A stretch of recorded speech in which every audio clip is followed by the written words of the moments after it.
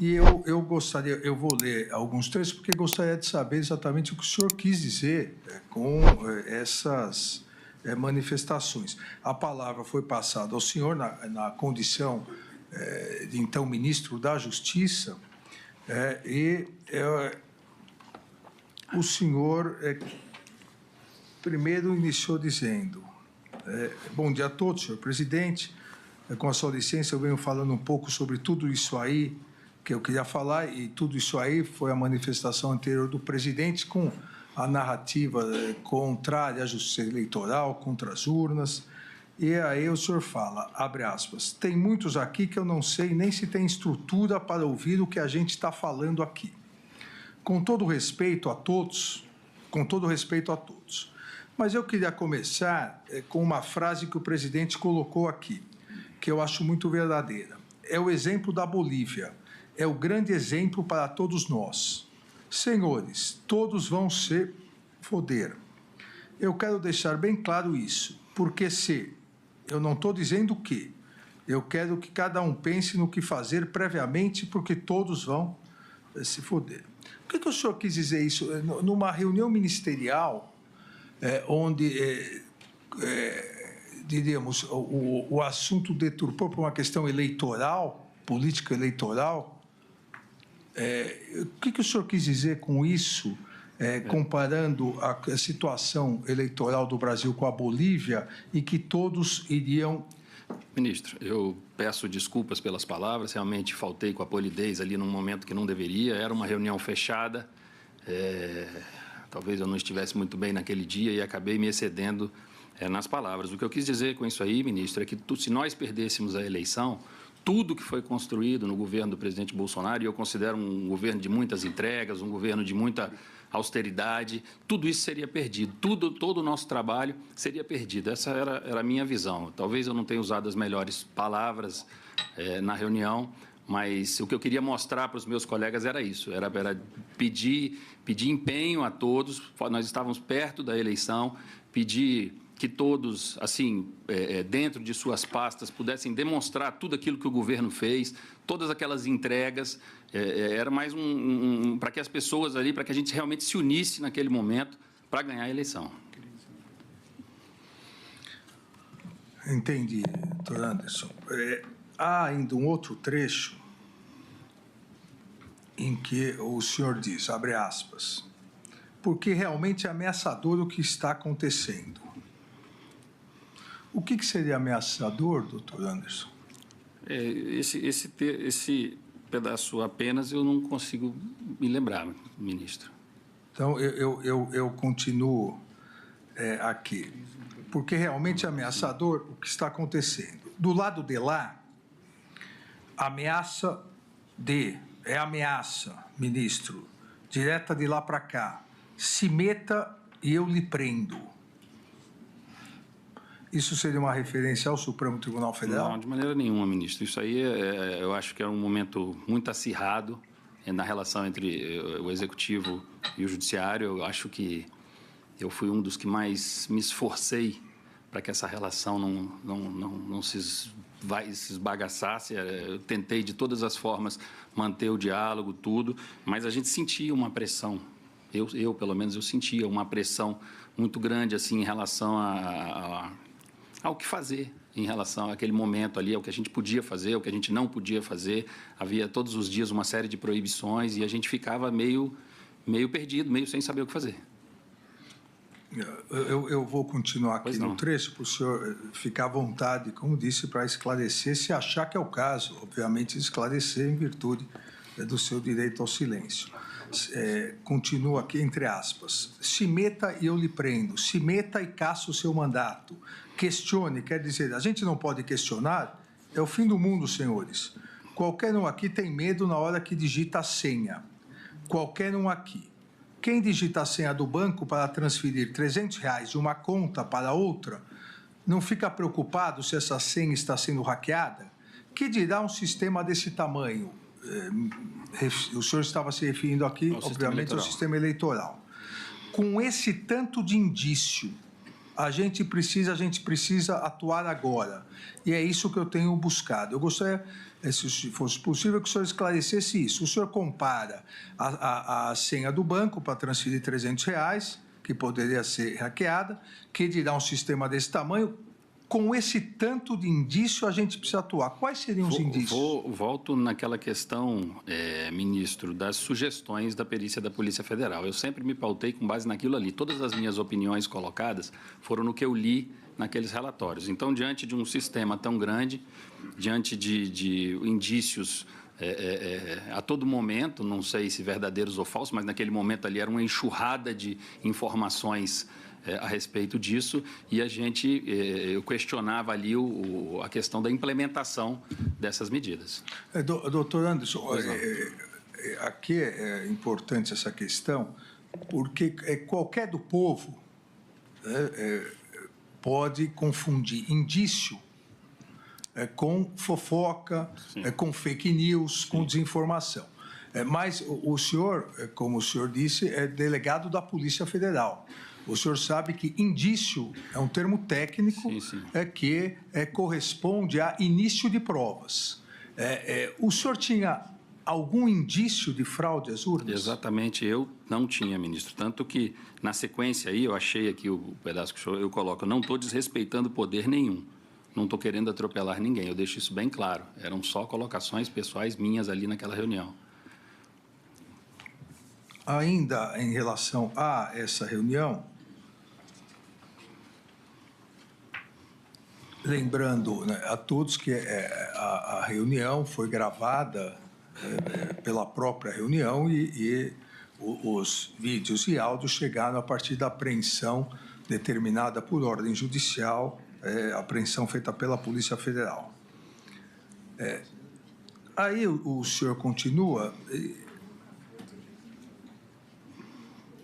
Olha, cuidado com isso, cuidado com aquilo. Esses cuidados têm 6, 7 anos que foi naquela live, voltamos à live, naquela live que eu li esses relatórios e eles iam lá desdizendo um monte de coisa lá. E quando eu li os relatórios, me jogaram para dentro do inquérito. Porque vai falar do quê? De um relatório de um perito criminal da Polícia Federal, que há 6, 7 anos está dizendo tem que fazer isso, cuidado com aquilo, o que foi feito, acataram isso, fizeram isso. Ministro, está mentindo aí, ó. Tudo que foi falado, esse aperfeiçoamento foi colocado. Agora vem as Forças Armadas, fazem uma série de observações.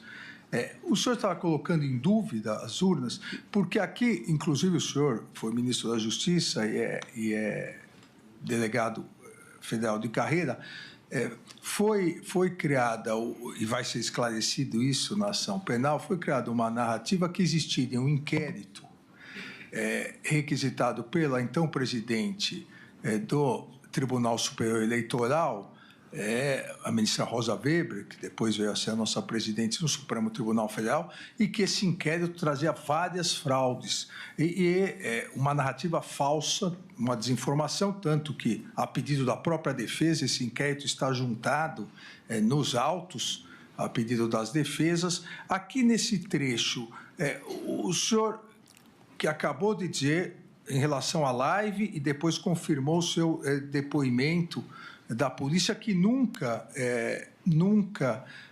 teve nenhum indício, nenhuma prova de fraude.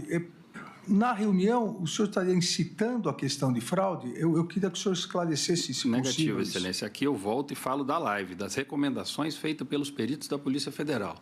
Todas as minhas falas, eu nunca questionei a lisura do processo eleitoral, todas as minhas falas são em relação às sugestões de melhorias que os peritos me trouxeram naqueles documentos. Eu até tenho aqui os documentos, tenho o que eu li na live, enfim, são sugestões técnicas e foi nesse sentido que eu falei todas essas palavras aí, ministro.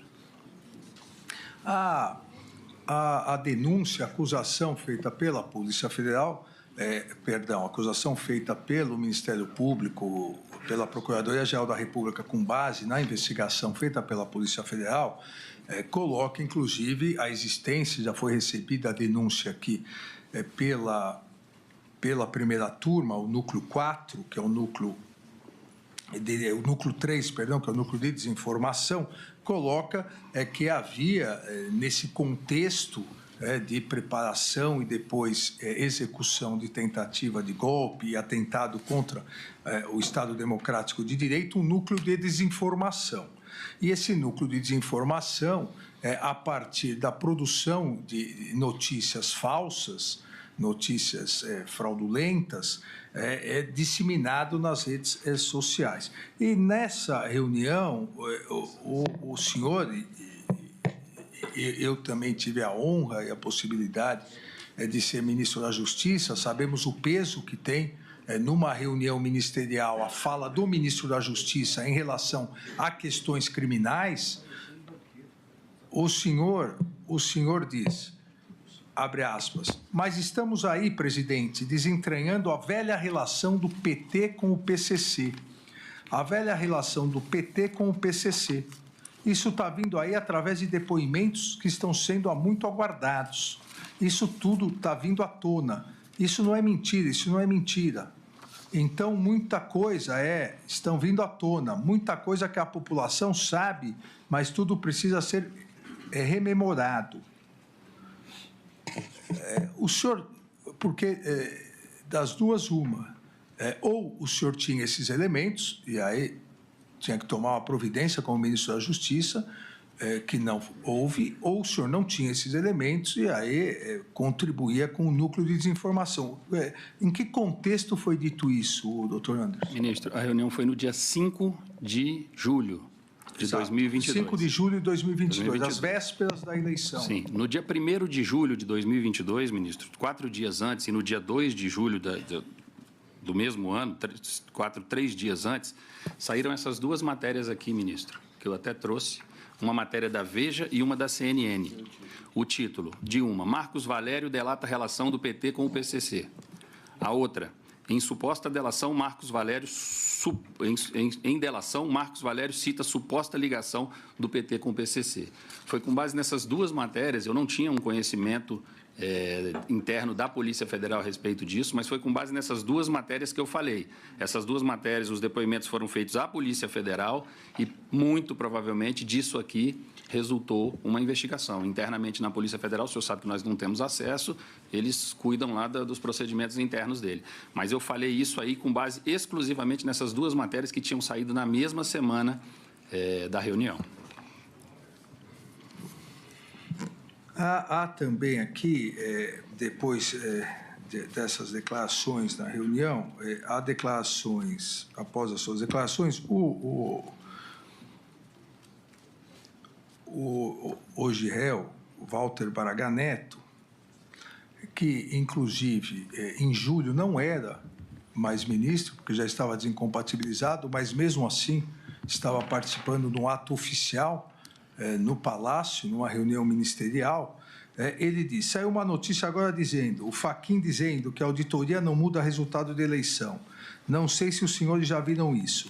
Ao que o senhor responde, depois que der merda, não muda nada, não. E, nesse contexto, então, o presidente Bolsonaro afirmou que deveria tomar uma providência, mas não ficaria sozinho nessa guerra.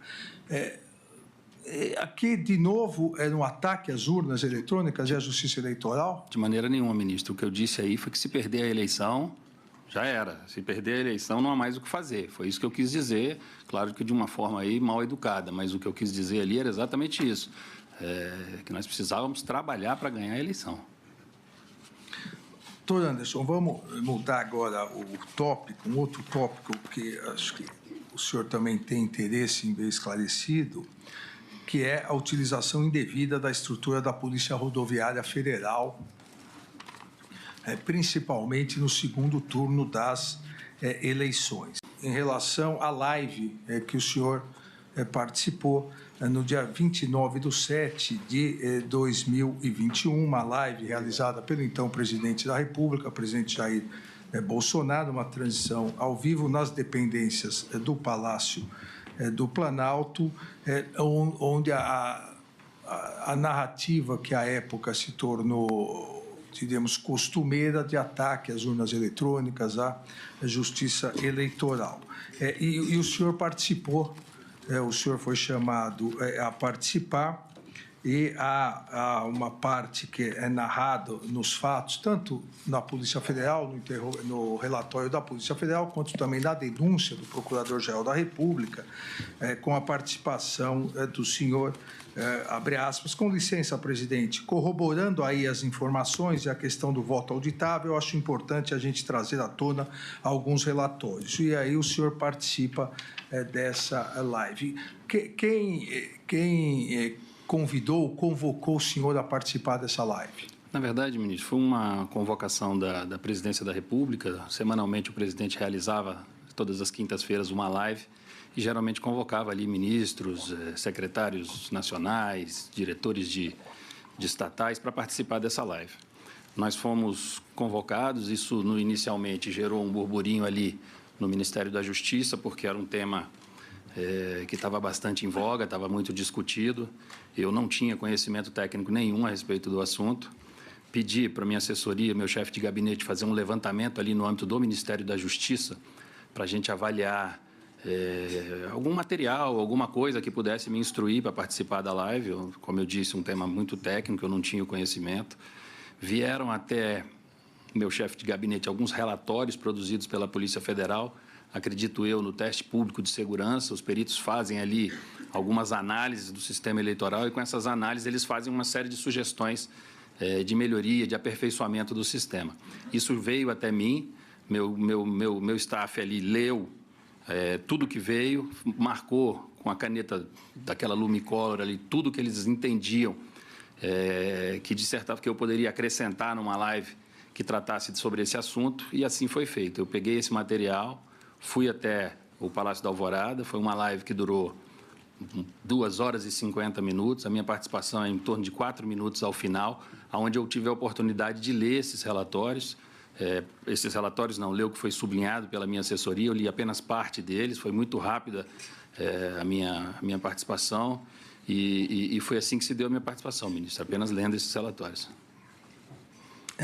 Seja antes dessa live, ou durante ou depois, logo após essa live, em algum momento o então presidente Jair Bolsonaro pediu que o senhor, como ministro da Justiça, trouxesse elementos para corroborar essa narrativa de que as urnas eletrônicas eram fraudáveis? Na verdade, ministro, no âmbito do Ministério da Justiça, propriamente dito, sem ser através da Polícia Federal, nós não temos setor nem área nenhuma que trabalhe com essa questão de urnas eletrônicas. A Polícia Federal, a Polícia Judiciária Eleitoral, ela tem todo um interesse, ela faz as apurações, todas as informações de fraude ou de crimes eleitorais que chegam, ela apura isso, mas, tecnicamente falando, nós não temos nada que aponte fraude nas urnas eleitorais. Nunca chegou essa notícia até mim.